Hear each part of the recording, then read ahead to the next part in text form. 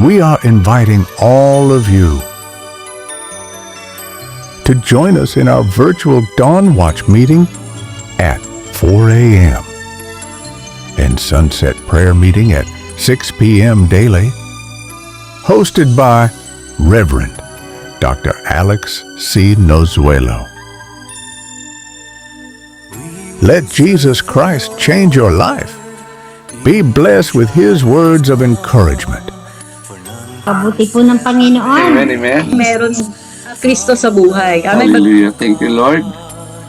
Natin na pag-live sa oras ito. Mula Mula sa basahin ko po no, doon sa verse 11. Kapayapaan. At si Maria naman talagang hindi maalis, nakaupo lang. Panginoon ko, Lord God, alam kong hindi mo lilimot.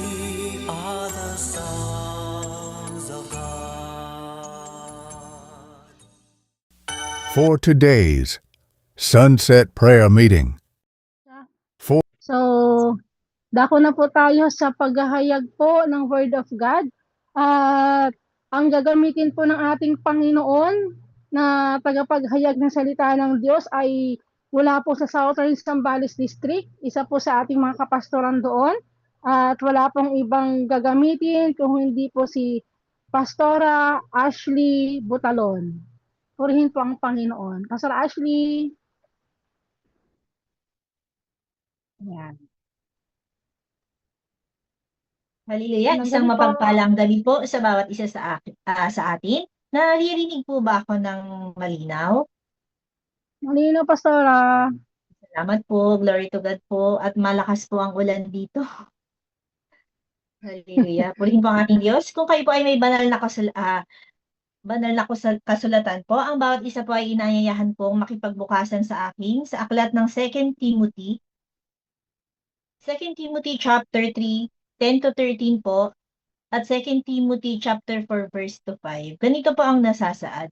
Ngunit sinusunod mo ang aking itinuro sa inyo, ang aking ugali at layunin sa buhay.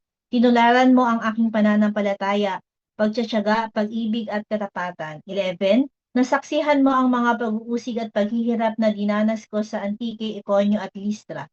Napagtiisan ko ang mga ito at sa lahat ng ito ay iniligtas ako ng Panginoon. 12. Gayon naman ang lahat ng nagnanais mamuhay ng matuwid bilang tagasunod ni Kristo Jesus ay daranas ng mga pag-uusig. 13. Samantala ang masasama ay lalo namang magpapakasama at ang manlilinlang ay patuloy na manlilinlang at sila man ay malilinlang din. 2 Timothy chapter 4 verse 5 po. Ngunit ikaw, maging mahinahon ka sa lahat ng oras, magtiis ka sa panahon ng kahirapan, gampanan mo ang tungkulin ng isang mangangaral ng magandang balita at tuparin mo ng lubusan ang iyong paglilingkod. Purihin po ang ating Panginoon. Tayo po yumuko at manalangin. Heavenly Father, salamat po Panginoon sa mga tekstong ipinagkaloob mo sa amin. Ang aking dalangin o Diyos, itago mo lamang po ako mightily sa iyong likuran. Umamin ako na wala po akong kayang sabihin, Panginoon, kung hindi mo ako sasamahan. Holy Spirit, ikaw nga po yun, Diyos, na patuloy na sumama sa akin, Panginoon, kapahayagan mo yung maranasan ng bawat isang lingkod mo sa oras mong ito, Panginoon. Ano man po, O Diyos, yung gawa ng kaaway, aming puminawasak, kinakansela sa pangalan ni Jesus at patuloy ang katagumpayan ng gawain ito ay sa ipo namin pinagkakatiwala. Salamat, Lord, in Jesus' mighty name we pray. Amen. Hallelujah. Isang mapagpalang gabi po sa bawat isa po sa atin. Sa pangunguna po ng ating Bishop Ross, kay Mami Glo po, kay Pastor Alex, Pastor Jay, isang magandang gabi po, Pastor and Bishop po. Ganon din po sa lahat ng mga kamanggagawang pastor at kamanggagawa po na nasa platform sa oras pong ito. So ang topic po natin sa gabing ito ay fulfill your ministry. At ang tema po na sasagutin natin, the 3 ways to fulfill your ministry given by God. Alam niyo po, ang bawat isa po sa atin ay may kanya-kanyang ministeryo na ipinagkaloob ng Diyos. Amen. Sabi nga po sa aklat ng Efeso chapter 4 verse 7, ang bawat isa sa atin ay nakatanggap ng tanging kaloob ayon sa sukat na ibinigay ni Kristo Jesus. Alam niyo po, ang bawat isa sa atin ay binigyan tayo ng ating Panginoon ng ministeryo. Amen? Ministeryo o tungkulin na naisin ng ating Panginoon, kapatid, ay hindi lamang sa umpisa, bagkus gusto ng ating Panginoon na matapos natin to hanggang sa kanyang pagbabalik. At ano po ba yung unang paraan, amen, para tayo po ay para ma-fulfill po natin yung ministry na ipinagkatiwala sa atin ng ating Panginoon. Unang pupuntasan po natin, have an spiritual alertness. Amen? So, dapat may malinaw po tayong kaisa ng ating Panginoon. Dapat po nakafocus tayo doon sa calling, sa ministry na ipinagkatiwala sa atin ng ating Panginoon. Alam niyo po ba, ang pagtugon, amen, paghakbang, paggawa dun sa panawagan o sa ministeryo ng ating Panginoon na ipinagkatiwala niya sa atin is an act of obedience and faithfulness to our God.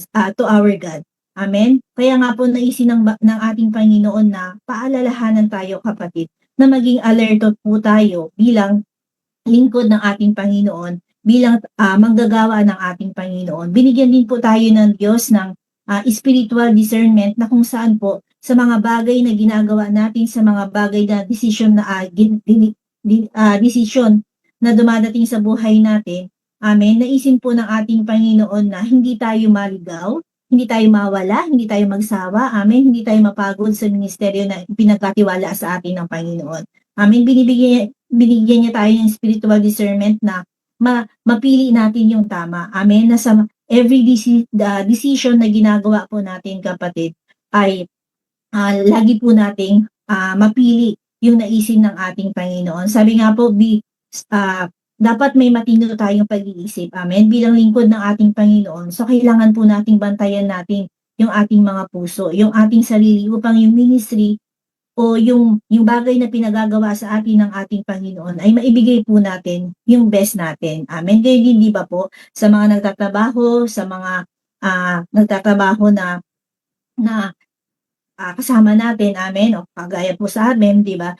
Kung gaano po natin binibigay, amen, yung best natin, ay nawa, naisin ng ating Panginoon na ganoon din po yung maibigay natin sa kanyang harapan. Amen. Sabi nga po din po doon, kailangan din po natin na bantayan ang ating sarili. Amen. Do not let any distraction or anxiety of the world, amen, na para tayo ay lumayo sa calling natin sa harapan ng Diyos o sa ministry natin sa harapan ng ating Panginoon. Alam niyo, sabi po sa 1 Peter chapter 5 verse 8, humanda kayo at magbantay. Ang dyablo ng kaaway ninyo ay parang liyong umaatungal at aali-aligid humahanap ng masisila. Amen. Kaya nga po kailangan natin maging alert, maging handa po tayo lagi spiritually dahil po hindi biro ang pagiging lingkod ng Diyos. Amen. Kapag tayo ay masigasig sa harapan ng ating Diyos, tayo din po ay nililigalig ng kaaway. Amen. Katulad nga po sa buhay nila Pastor Jaji.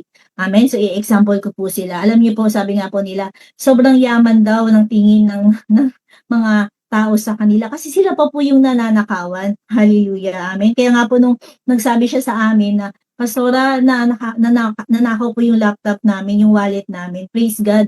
Sabi namin, kasi po, ang tingin ng sanlibutan sa kanila ay sobrang yaman. Pero purihin po yung ating Panginoon. Amen. Kasi the more na nagiging matatag sila sa pananampalataya sa harapan ng Diyos, the more po na ginagawa nila yung tungkulin nila sa harapan ng Diyos, ang daming pagsubok. Pero salamat sa harapan ng ating Panginoon, kapatid, kasi alerto sila. Amen. Andoon po yung pagiging alerto nila na tunay nga po ay manindigan sa harapan ng ating Panginoon. Amen. So stay alert to the word of God.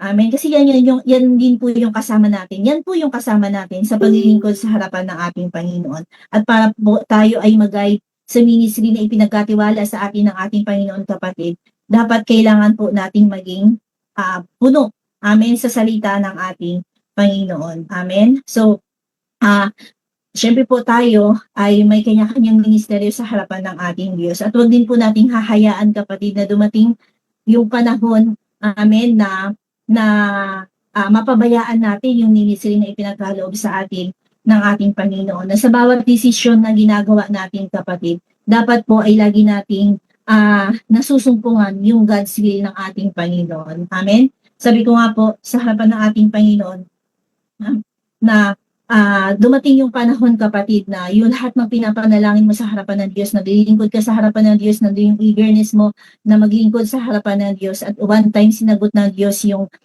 hinihiling mo sa Kanya. For example, na magkaroon ka ng magandang trabaho. Amen. At napabayaan mo yung ministry mo. Amen. So wag naman pong ganun yung mangyari sa atin. Amen. Wag nating hahayaan, kapatid, na ah maiwan, amen. Maiwan natin yung ministry na pinagkatiwala sa atin ng Panginoon ay dahil lang po doon sa mga opportunity na nakikita natin. Kasi lagi po natin tatandaan, kapatid, not every opportunity is from God. Amen. Lalo po, for example po, yung promotion na sa promotion, kung saan mang promotion meron tayo, amen, hindi po lahat ay nagmumula sa harapan ng ating Panginoon. So titingnan din po natin, baka yung promotion na yung, kapatid, yan yung magiging hadlang para tayo ay makapagpatuloy sa ministry ng ating Panginoon na ipinagkatiwala sa ating kapatid. Dapat hindi na nako-compromise yung calling natin, yung ministry natin doon sa promotion na akala natin ay nagbubula sa harapan ng ating Panginoon. Alam niyo po ba, He is fully able to promote us, amen, without compromising our ministry sa harapan ng Diyos. Alam mo, kapatid, kapag tayo ay pinopromote ng Diyos, mas dapat yung eagerness natin na mahakbangan yung mga bagay na pinagagawa ng Diyos ay nandoon. Amen. Huwag naman doon sa pinagkatiwala, binigay ng Diyos, sinagot ng Diyos yung prayer natin, tapos yung ministry natin ay napapabayaan. Kaya nga po maging alert po tayo, amen, na bilang lingkod ng ating Panginoon, lalo na po sa pagdidesisyon natin, amen. Nandun yung pagkakataon na binigay ng Diyos sa atin na ma-discern po natin na kung ito po ba ay galing sa Panginoon o hindi po, amen. Kasi at the end of our life naman, kapatid, amen, hindi naman po tatanungin ng Diyos kung gaano ba kadami yung opportunities na tinake natin sa mundong ito. Amen. Bakos ang tatanungin sa atin ng Diyos, kapatid, kung nagawa po ba natin ng faithful, nagawa po ba natin natapos po ba natin yung ministry na ipinagkatiwala po sa atin ng ating Panginoon. Amen. Sabi nga po sa aklat ng Deuteronomy chapter 12, verse 32 po, sabi doon, sundin ninyong mabuti ang lahat ng inuutos ko sa inyo. Ang sabi ng Lord, sundin daw po natin ang lahat ng inuutos ko sa inyo. So kung ang dami po inuutos ng ating Panginoon, kapatid, kailangan natin gawin yon, kailangan natin tapusin yon. Amen? At may kadugtong pa po doon. Amen? May kadugtong pa po yung verse na yon. Sa Deuteronomy chapter 12 verse 32. Sabi po doon, sundin ninyong mabuti ang lahat ng inuutos ko sa inyo. Walang labis, walang kulang. Hallelujah. Naisin, kapatid, ng ating Panginoon na masunod natin lahat ng mga bagay na pinagagawa ng ating Panginoon ng fully po. Amen? Ng puno po. Kaya nga po, minsan po, kapatid, di ba, sa ministry natin, gumagawa tayo para sa ating Panginoon. Halimbawa na lang po si Martha at saka si Mary. Amen? Alam niyo po yung tagpo na yun sa Biblia, di ba po? Alam niyo po si Martha, nakafocus po siya sa performance. Amen? So minsan po ganun tayo. Amen? Na nakafocus tayo sa performance, gumagawa tayo, humahayag tayo, nag-discipleship tayo, nag-mission po tayo, at tumutulong po tayo sa gawain ng ating Panginoon.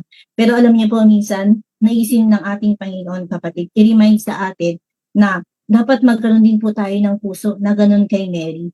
Amen? Na nakafocus siya dun sa presensya ng ating Panginoon. Na dapat, kapatid, bago tayo ministry, amen, bago tayo lumabas, bago tayo humayo, dapat meron din po tayong mutual encounter sa harapan ng ating Diyos, na dapat nandoon pa din yung time natin sa harapan ng ating Panginoon. Amen. Kasi di ba po, mas masarap, parang sa family yan yung nanay at tatay po nagtatrabaho maghapon. Bakit po siya nagtatrabaho? Bakit po sila nagtatrabaho maghapon?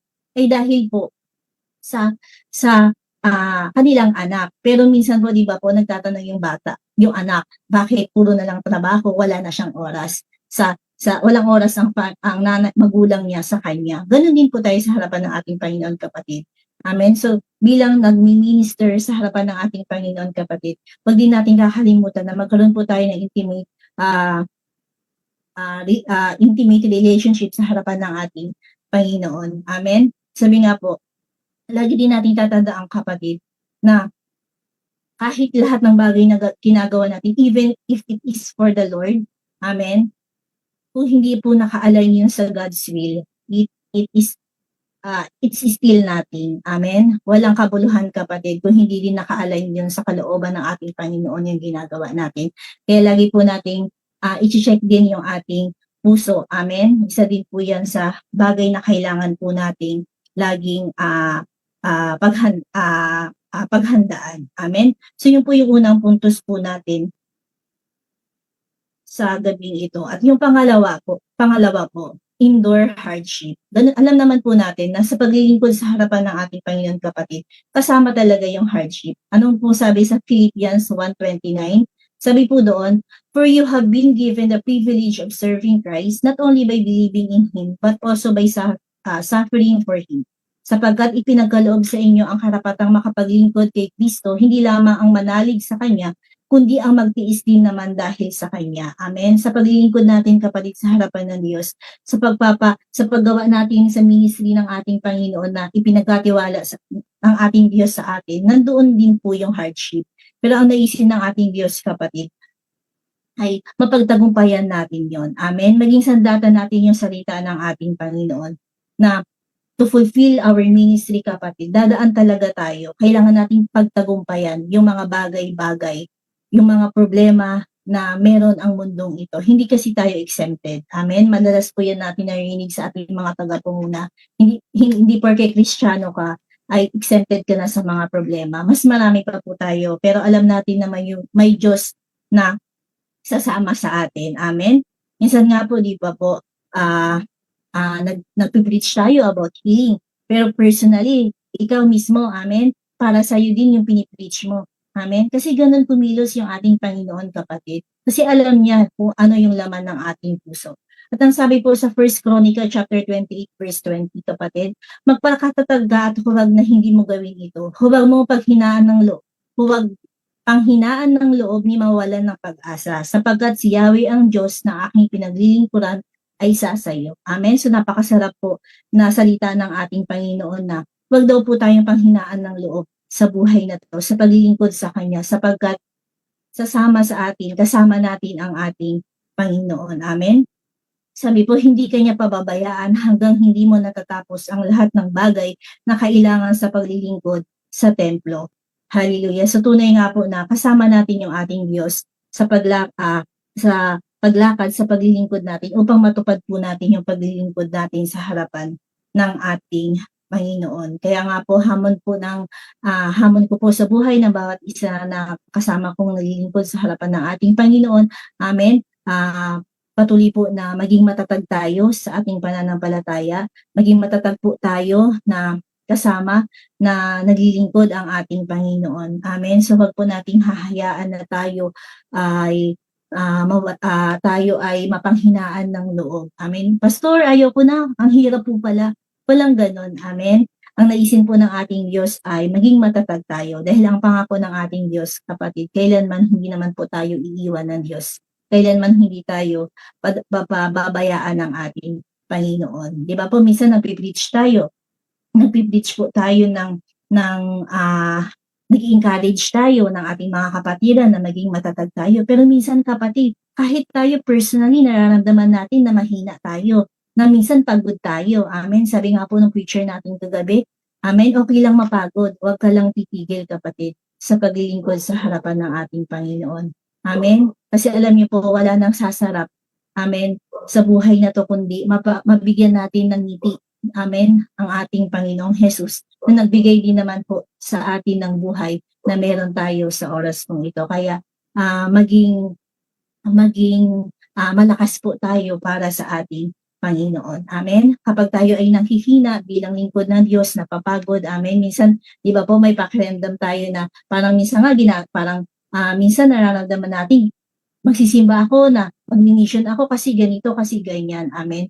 Wag po. Amen. Ang naisin po ng ating Diyos kapag tayo gumagawa para sa ating Panginoon, dapat laging nandoon po yung puso. Amen. Alam niyo po, kadalasan yung mga mensahe ng Panginoon o mensahe ng Panginoon na tayo, amen, ang ginagamit ng Diyos. Hindi lang para sa congregation yun, para din po sa atin. Amen. Maging kalakasan din po natin yung mga word ng ating Panginoon. Alam niyo po ba, ako po, kapag ako ay ginagamit ng Diyos na taghayag ng kanyang salita, pinipreach ko po sa sarili ko, amen, yung ipipreach ko po sa congregation at doon po ay nararamdaman ko na tunay nga pong buhay yung Diyos sa buhay ko. Kaya po, lagi din nating tatandaan kapatid, sabi sa Philippians 4:13, isa po ito sa mga Bible verse na pinahawakan ko ever since po na ako ay naglingkod sa harapan ng ating Panginoon. At sabi po dito, I can do all things through Christ who strengthen me.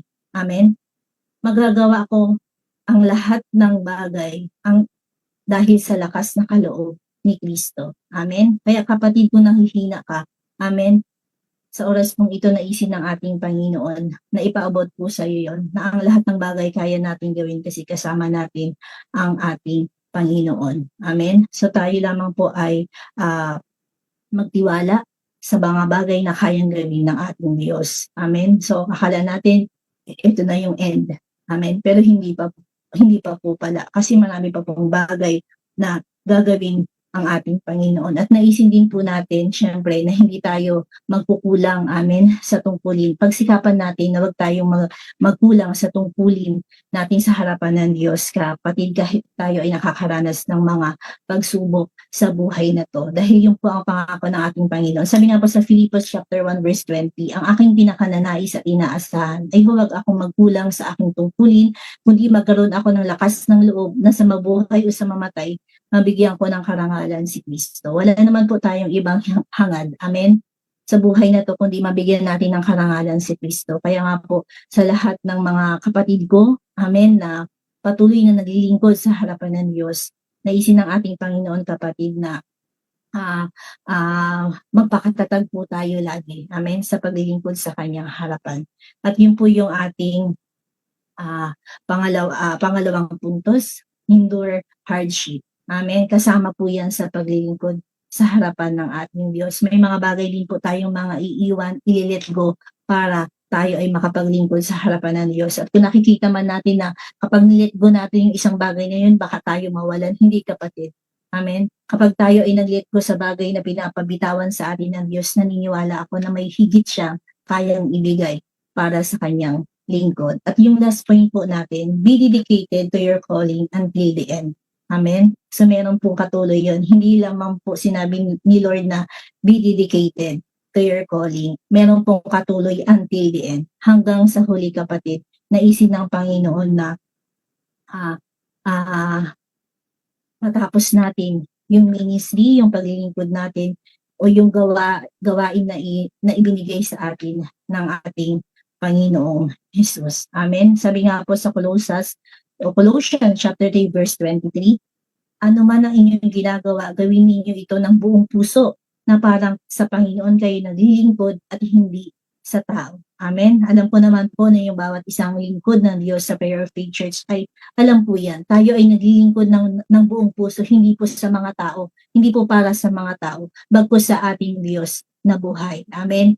Sa Diyos na alam po natin na kayang ibigay lahat ng ninanais natin sa buhay na to. Amen. Kaya yung dedikasyon natin kapatid, yung dedication natin sa calling natin, amen, siya yung magdadala sa atin, amen, sa harapan ng ating Panginoon. Ano man yung season ng buhay mo kapatid, ano man yung season ng buhay natin, amen, pagsikapan po nating matapos, amen, yung ministry na naisin ng ating Panginoon. Kasi wala tayong ibang gagawin kundi paglingkuran ang ating Diyos na buhay, ang Diyos na nagbigay po sa atin ng buhay na meron po tayo at yung mga bagay na meron po tayo sa mga oras pong ito. Amen? Keep serving the Lord kapatid. Even yung miracle natin, even your miracle hasn't come yet. Amen?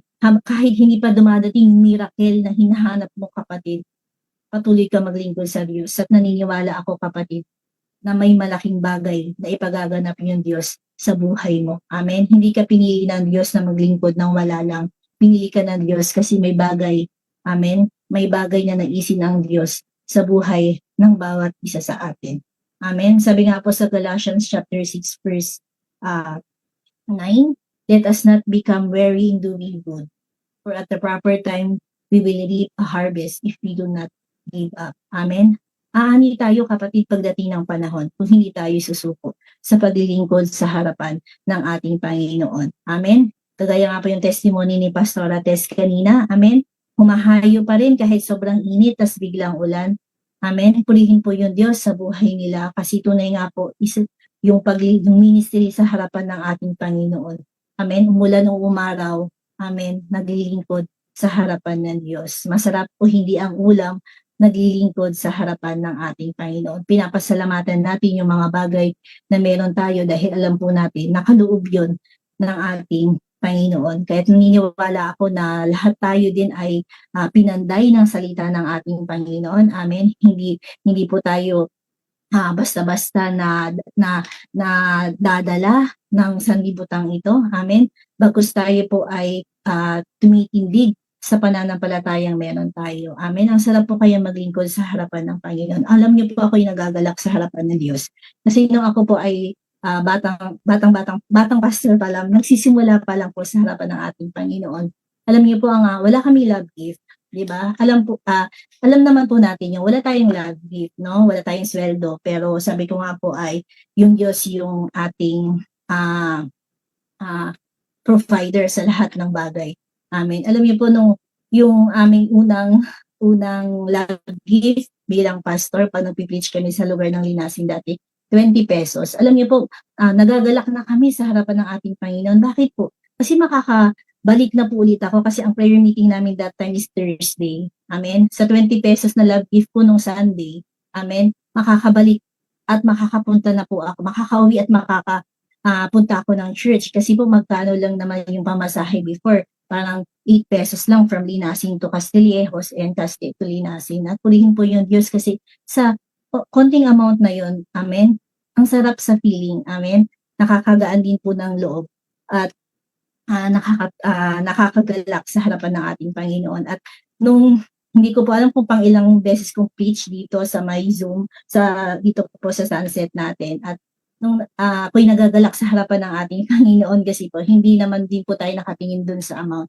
At nag-chat nga po sa akin si Pastor Alex, sabi niya, anak, yung Gcash mo, number mo nga kasi may nag-love gift daw po. Alam niyo po, purihin yung ating Panginoon kasi hindi po mahalaga yung amount, kung magkano yun. Pero ang nakakatuwa po sa harapan ng ating Panginoon, pag ganun po kasi feeling po, amen, ay na-bless sila sa preaching, na-bless sila doon sa word niyang Lord.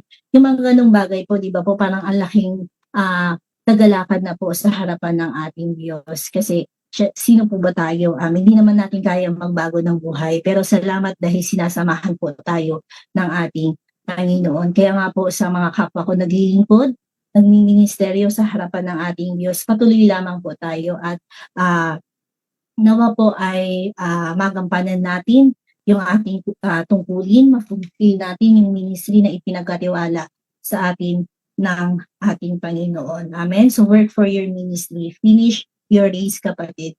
Kasi excited si Lord dun sa award na ibibigay niya para sa atin. Ano po ba yung award na yan? The Crown of Righteousness. Amen? Kung sino po yung tapat na maglilingkod sa harapan ng Diyos hanggang sa huli, kapatid, ay tunay nga pong pagpapalain ng ating Panginoon. At bilang pangwakas po, iiwanan ko po sa inyo yung verse sa Colossians chapter 4 verse 17. Sabi doon, kapatid, see to it that you complete the ministry you have received in the Lord. Amen. Sinabi yan ng ating Panginoon, kapatid. Hallelujah. I-sure po natin na matatapos natin, kapatid, yung ministry na binigay sa atin ng ating Panginoon. Parang sa ating magulang lang yan, di po po. Ang sarap, sobrang saya ng ating mga magulang kapag tayo ay nakatapos ng pag-aaral. Amen? So, ganun din po sa harapan ng ating Diyos. Masaya ang ating Panginoon, kapatid. Wala nang hihigit sa kasiyahan ng ating Panginoon kung makita niya po tayo na natapos natin yung ministry na ipinagkatiwala niya sa atin at patuloy po tayong maglilingkod at magpupuri sa harapan ng ating Panginoon. So glory to God po. Tayo po ay yumuko, ipanalangin po natin yung salita ng ating Panginoon. Hallelujah, hallelujah. Panginoon, salamat po Diyos sa mga salita mo, Panginoon. Ang aking dalangin, Lord, sa buhay ng bawat isang lingkod mo na naandito sa platform, Panginoon. Tunay nga po Diyos, hindi madali na maglingkod sa iyong harapan. Hindi madali, Panginoon, na magampanan ang ministry na pinagkatiwala mo sa amin. Pero naniniwala kami, Lord, sa pagsama mo, Panginoon. Ikaw yung sa pagsama mo, Panginoon, matatapos po namin, magagampanan po namin, Lord, ng ayon sa iyong kalooban, ang ministeryo pinagkatiwala mo po sa buhay ng bawat isa. Pagpalain mo sila, Panginoon, at sa mga punlang naihayag, Panginoon, na itanim sa kanila, ikaw na mga po yung magpatubo nito sa pangalan ni Jesus. Salamat po, in Jesus' mighty name I pray. Amen. Thank you for watching. Celebrate with us at Shabbat Shalom every first Friday of the month at 5:30 in the afternoon, and monthly pastors gathering every third Friday of the month at 5:30 in the afternoon. Join us at Zoom. Watch our videos via YouTube, Facebook, and Spotify. Thank you, and God bless.